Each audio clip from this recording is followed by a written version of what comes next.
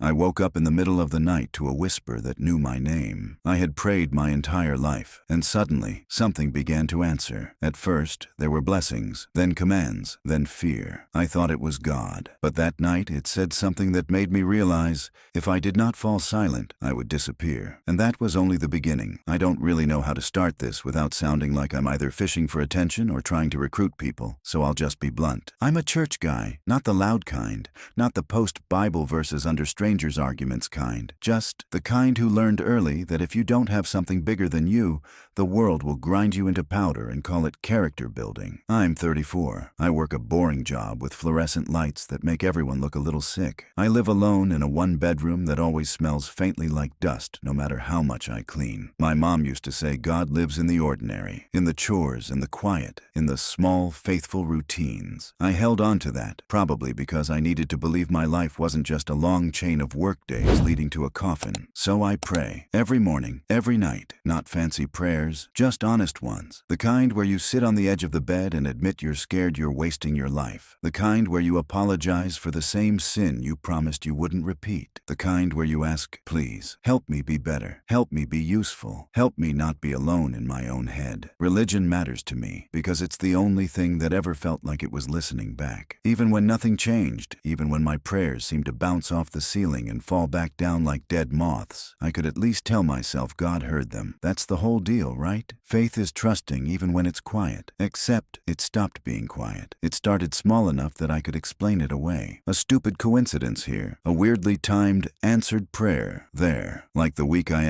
really asked, for help with my temper, because I'd snapped at a coworker and saw the hurt on her face like a bruise I'd caused. The next day, my boss moved me off a project that had been stressing me out for months. No warning, just, we're restructuring. It felt like relief slid into place too neatly. Then I prayed for my dad. We haven't spoken in years. I won't unpack all of that here, but I'm the kind of person who holds grudges the way other people hold rosary beads.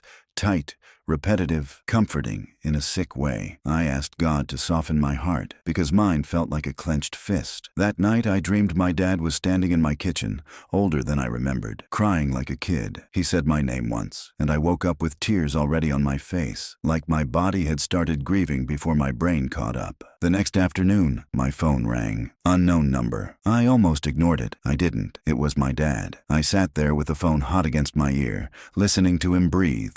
And the first thought that hit me wasn't happiness or anger. That was fast. I know how that sounds. I know people pray for years and never get a clear response. I know sometimes things just line up. But when I hung up, I remember staring at my hands and feeling this pressure, like the air in the room had thickened around me, like I was standing in water up to my chest. That night, when I knelt by my bed, I felt something I hadn't felt since I was a kid in church, like someone was close, like I wasn't talking into emptiness. And when I whispered, "Thank you," I swear to God, I swear there was a whisper back, not words I could make out, just the shape of a voice, tucked into the dark, right up against my ear, like someone leaning in to listen better. I didn't tell anyone about the whisper.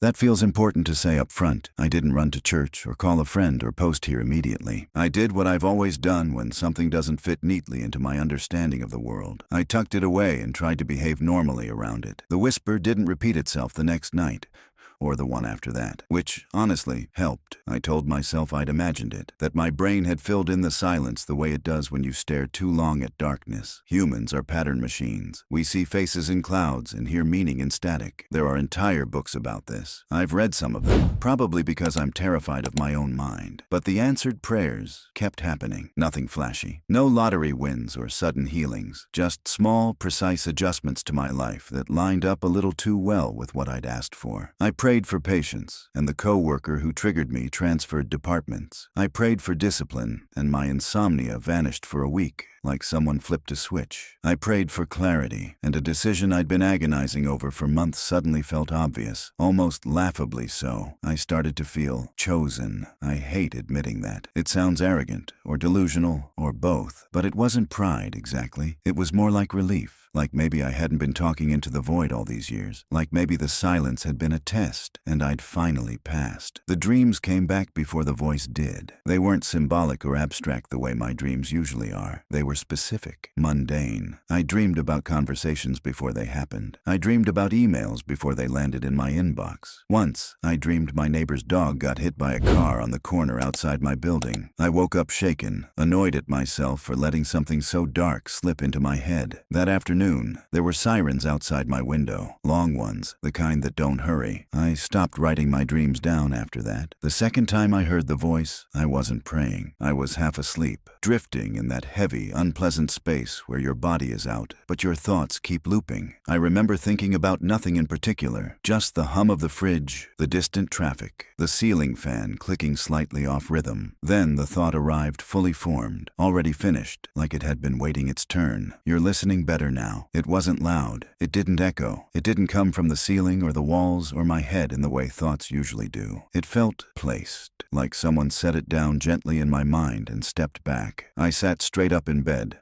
heart racing, every nerve screaming danger. I said hello out loud, which felt stupid the second it left my mouth. The room stayed dark and empty. No pressure in the air this time. No sense of a presence. I didn't sleep after that. The next morning, during my usual prayer, I tried something new. I didn't ask for anything. I just listened. That was the first mistake I can clearly identify now. The moment I stopped talking and made space, because something filled it, not with sound, with certainty. A warmth spread through my chest, heavy and reassuring, like a hand pressed flat against my sternum. And wrapped inside that feeling was a simple understanding, as clear as if it had been spoken aloud. I've always been here. I remember smiling, actually smiling. I remember thinking how stupid all my doubt had been, how small and scared I'd made God by insisting he only speak through scripture and sermons and silence. I told myself this was what faith was supposed to feel like. I didn't yet ask myself why it felt like being watched. Once you start noticing something, it's impossible to stop. That's the part nobody warns you about. It's not the first strange moment that breaks you.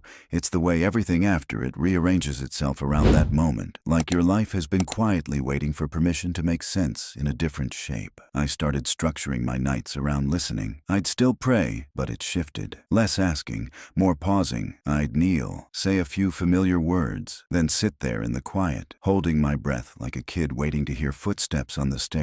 Sometimes nothing happened, and I'd feel foolish, exposed. Other times there'd be that pressure again, that warmth, that sense of attention. The voice didn't always speak in sentences. Mostly it communicated through impressions, nudges, emotional weight. But when it did use words, they were intimate in a way scripture never was. No poetry, no riddles, just direct, efficient knowing. Don't call her back. Take the long way home.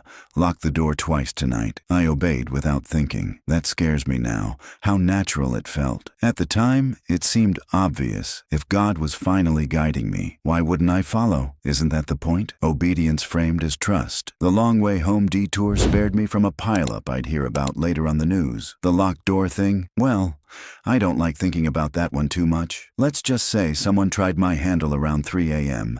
and left when it didn't give. Each time the voice felt closer afterward, more present, like it approved. That's when the gratitude curdled into something sharper. I began to feel evaluated. I'd hesitate before making decisions, waiting for a signal. I'd second-guess harmless thoughts, wondering if they were mine or corrections. When I ignored a suggestion, because yes, I did ignore some, especially the ones that felt petty or invasive, the warmth would withdraw. Not disappear entirely, just cool, distant, like disappointment made physical. I started losing sleep again, not from insomnia, but from anticipation. Nights became charged, heavy with expectation. I'd lie there, eyes closed, heart hammering, listening for that mental pressure that meant I was being addressed. One night it spoke clearly enough that I couldn't pretend it hadn't. You pray better when you're afraid. That stopped me cold. Fear hadn't been part of the arrangement. Faith, sure, reverence, even awe, but fear was supposed to be the thing God relieved,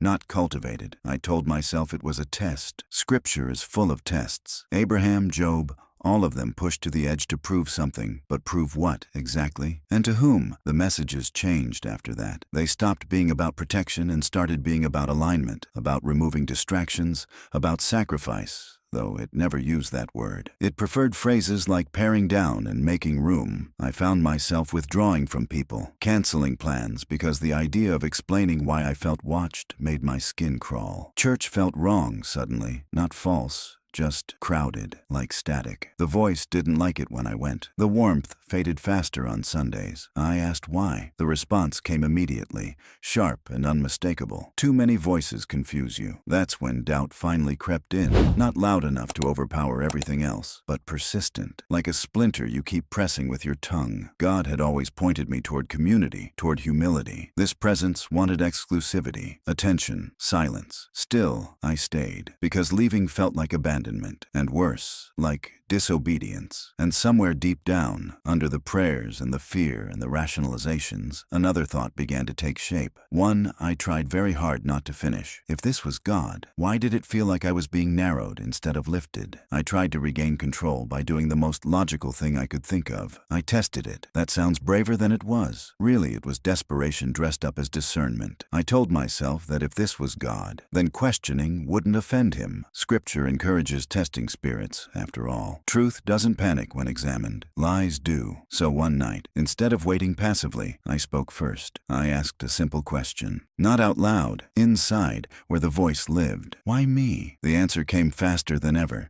So fast it felt like it interrupted me. Because you listen. That should have comforted me. Instead, it tightened something in my chest. Plenty of people listen. Plenty of people pray. I'd never believed God favored me over anyone else. That belief had always seemed dangerous. The seed of fanaticism. I followed up, pushing gently. What do you want from me? There was a pause this time, not silence. More like pressure building. The warmth intensified until it was almost painful, like standing too close to a fire. To be heard, that was the first time it felt wrong in a way I couldn't smooth over. God doesn't need advocates.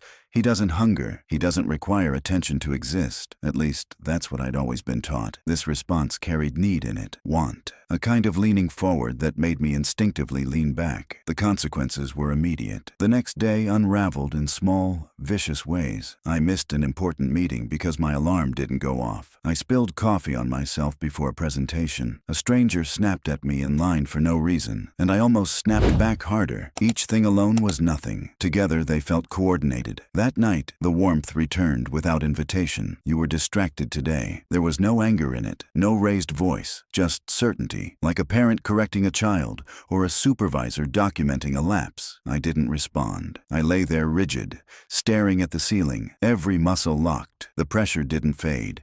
If anything, it grew heavier, like it was waiting me out. I protect you, it continued. I guide you.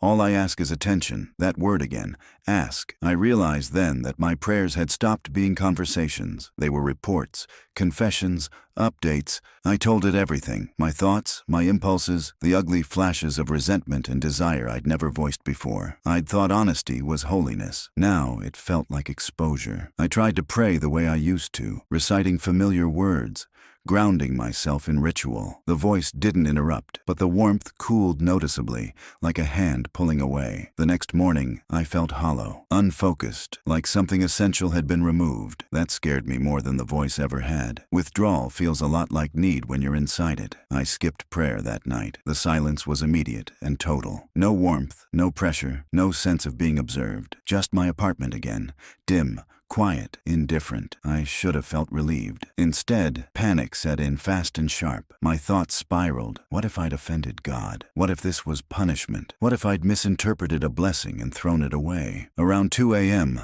I broke. I apologized. I didn't even know what for. I just lay there whispering apologies into the dark, promising to listen better, to be grateful, to stop questioning. The warmth returned like a tide rushing back in. That's better, the voice said. And in that moment of relief, pure, overwhelming relief, I finally understood something I wish I hadn't. Whatever this was, it didn't want my faith. It wanted my compliance. Once I saw it, I couldn't unsee it. That was the real turning point.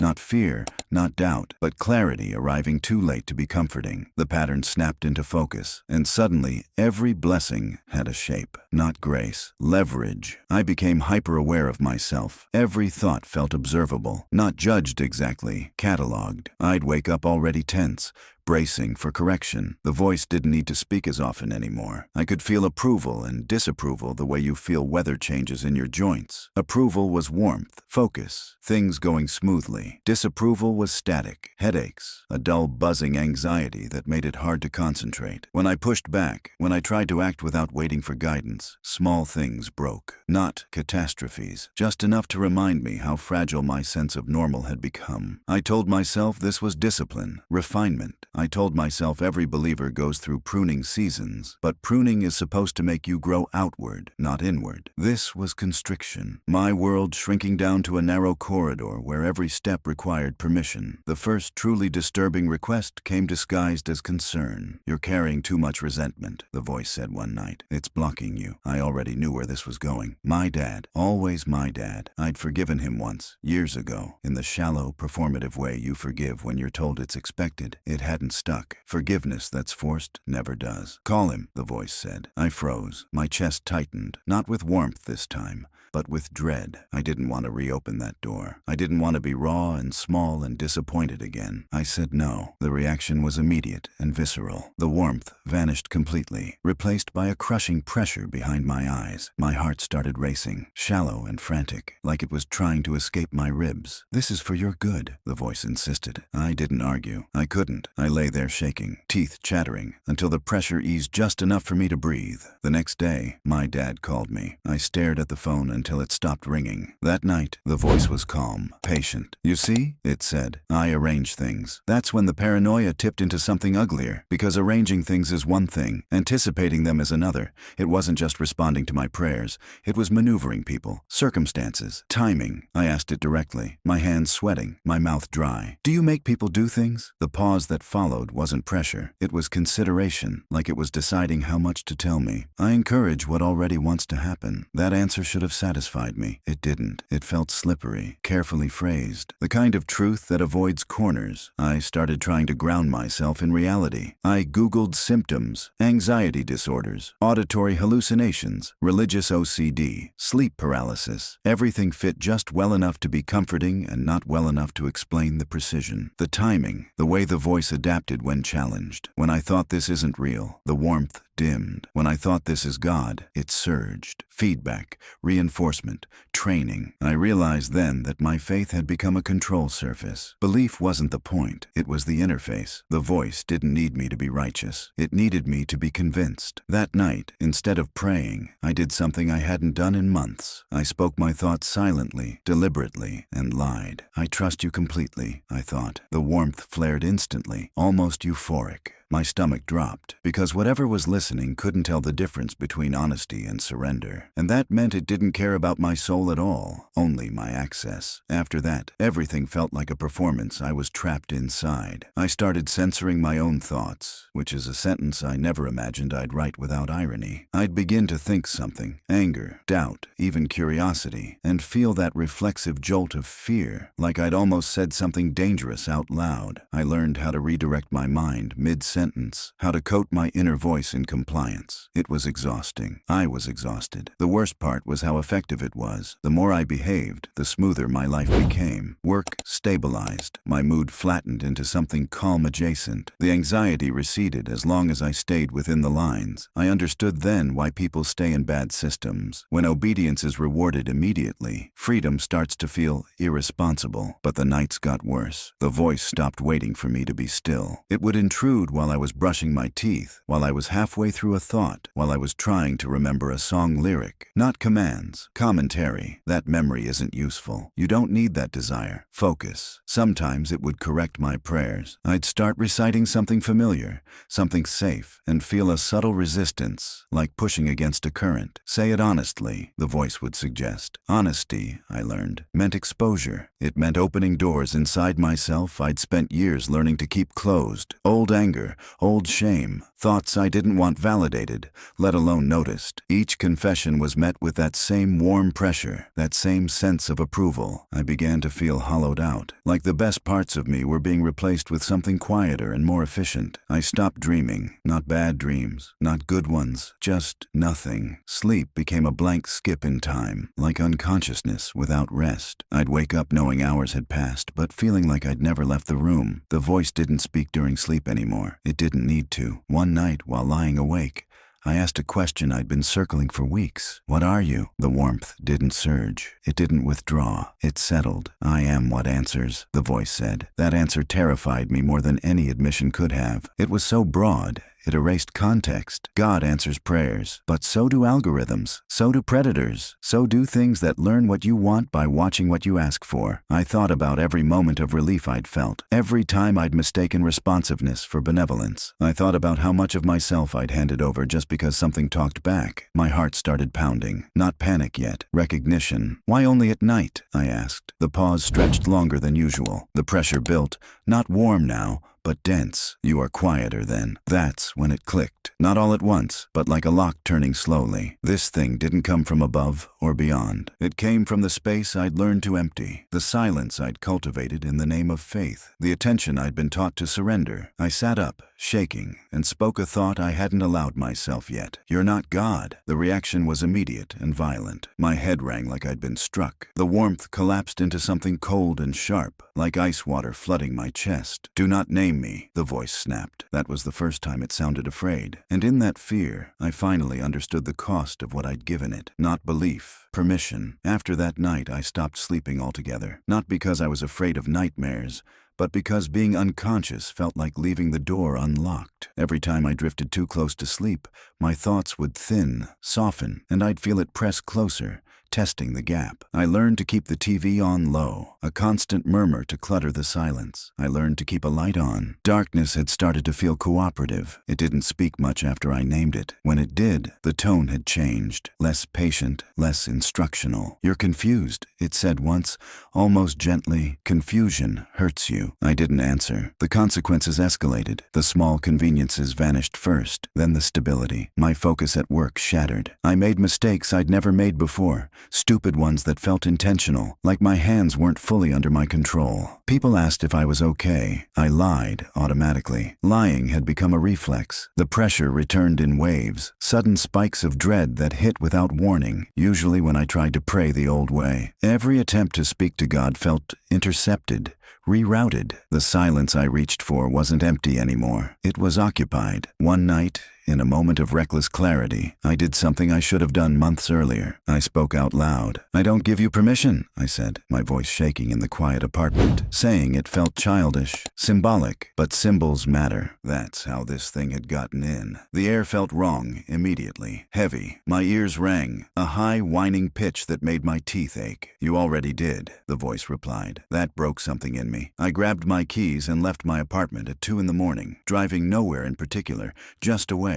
Streetlights blurred. My hands trembled on the wheel. I kept talking out loud, narrating my own existence like a lifeline. My name, my age, the date, grounding techniques I'd read about and never thought I'd need. For the first time since this began, the voice struggled to keep up. It interrupted less, reacted slower. When I prayed, actually prayed, messy and terrified and unfocused, it felt like static, not interception, like two signals colliding. I didn't go home until sunrise. That day, I called in sick and went somewhere I hadn't been in years. My childhood church. Not during a service, just an empty building with sunlight through stained glass and dust in the air. I sat in a pew and cried in a way that left me hollow. Nothing spoke. The silence was different, not charged, not watchful, just space. I realized then that whatever had attached itself to me needed isolation, needed repetition, needed me alone with my thoughts, polishing them down to something usable. Community wasn't holy. fully, but it was noisy, and noise disrupted the signal. The decision I made wasn't dramatic. No exorcism, no revelation, just a series of losses I accepted on purpose. I stopped listening. I filled my life with people, sound, movement. I let my prayers become clumsy again, distracted, human. I let doubt back in, because doubt creates friction, and friction creates heat, and heat keeps things from settling. The voice still tried, in flashes, in moments of exhaustion, but it had lost its leverage. What it cost me was harder to admit. I lost the comfort of certainty, the feeling of being chosen, the illusion that something was arranging my life with intention. I lost the warmth, but I kept myself. And some nights, when the apartment is quiet and my thoughts thin out, I feel it waiting, not speaking, just hoping I'll make room again. I thought surviving it would feel like victory, like I'd crossed some invisible finish line and could finally breathe. That's not how it worked. What came after was quieter, messier, and in some ways harder to sit with than the fear. Because once the voice faded into the background, something else took its place. Absence. I hadn't realized how much space it had been occupying until it was gone. My thoughts felt slower, less precise. Decisions took effort again. I missed the sharpness, the sense of being guided, even knowing what that guidance really was. That's the part that makes me sick when I admit it. A piece of me missed the thing that tried to hollow me out. Faith didn't come rushing back to fill the gap. Prayer felt clumsy, like talking to someone who might not be on the other end of the line anymore. I'd start sentences and abandon them halfway through. I'd sit in silence and feel nothing answer. No warmth, no pressure, just my own breathing and the occasional creak of the building settling. I understood then why people mistake response for truth. Silence asks more of you than certainty ever does. The voice tried occasionally, not with commands now, with reminders. It would surface when I was exhausted, when my guard was down. A familiar warmth at the edge of perception. A suggestion framed as nostalgia. You were calmer with me, and it wasn't wrong. Not entirely. Control feels like peace when you're inside it. Submission feels like rest when you're tired of choosing. I had to learn to recognize that temptation for what it was. Not evil in some dramatic, horned sense, but efficient, adaptive, patient. I started therapy. I'm saying that plainly because I don't want this to sound mystical when parts of it were absolutely psychological. Naming things helped. Understanding how isolation, ritual, and reinforcement can rewire a person helped. It didn't explain everything, but it gave me tools, anchors. I rebuilt my routines deliberately. Morning walks,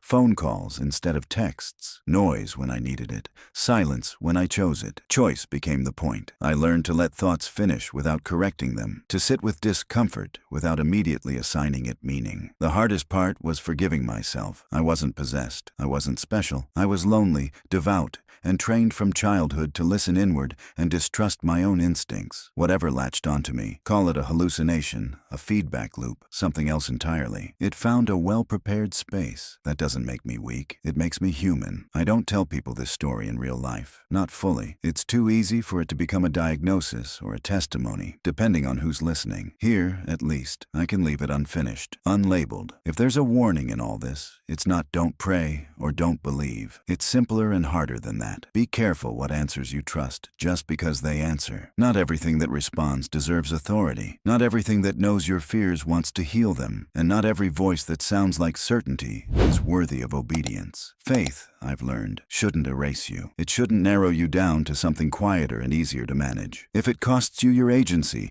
your doubt, your connection to others, it's not salvation, it's consumption. I still believe in God, I think, but I believe more firmly now in silence that doesn't demand anything back, in questions that stay open, in a faith that can survive being unanswered.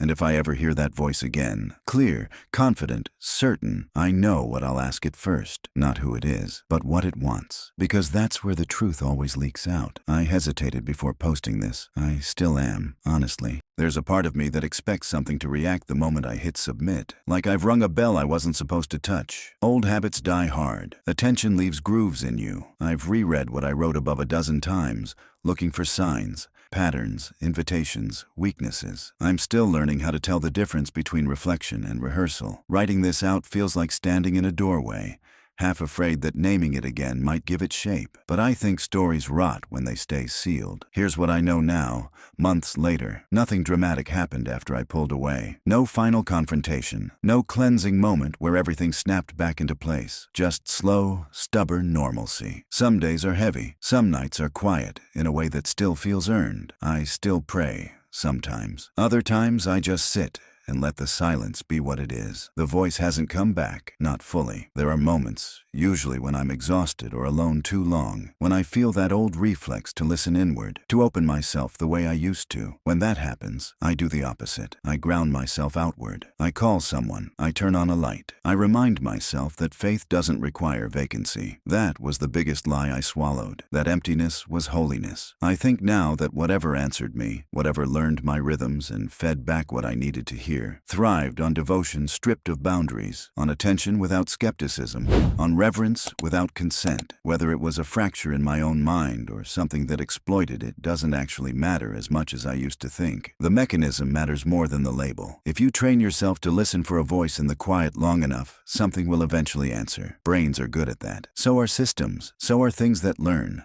The danger isn't that something responds. The danger is assuming response equals authority. I don't feel chosen anymore. That loss hurt more than I expected. Being chosen feels like insulation against meaninglessness. But it's also a shortcut, one that bypasses responsibility. I don't want a life that's arranged for me. I want one I participate in, even when it's messy and uncertain and slow. I don't know who needs to hear this, or if anyone does. Maybe this is just me closing a loop. But if you're reading this and something about it feels uncomfortably familiar, if your faith has started to feel like surveillance, if guidance has turned into pressure, if obedience feels safer than choice, please pause. Talk to someone who can interrupt you. God, if he exists the way I still hope he does, doesn't need secrecy to function. He doesn't isolate. He doesn't punish curiosity. And he doesn't require you to disappear so he can be louder. If something demands exclusivity, urgency, or your silence, question it, especially if it knows your prayers by heart. I'm posting this as a reminder, mostly to myself. Silence isn't empty, and not every voice that fills it deserves to stay.